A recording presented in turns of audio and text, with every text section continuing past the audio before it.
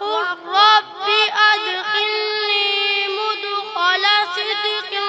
وأخرجني مخرج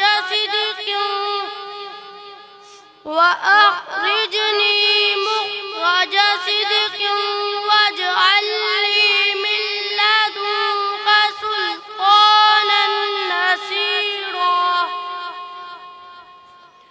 وقل جاء الحق وزهق الباطل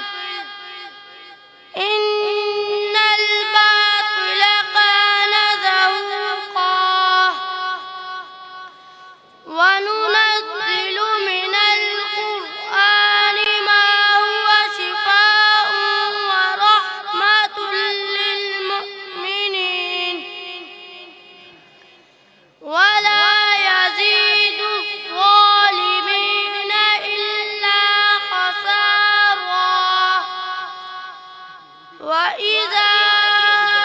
أنعمنا على الإنسان أعرض ونأى بجانبه وإذا مسه الشر كان يئوسا قل كل يعمل على شاكلته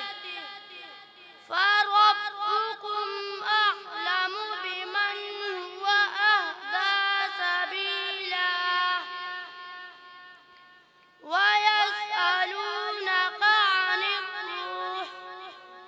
قل الروح من أمر ربي وما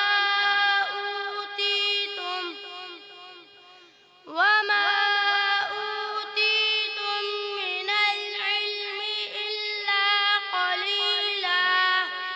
صدق الله العظيم.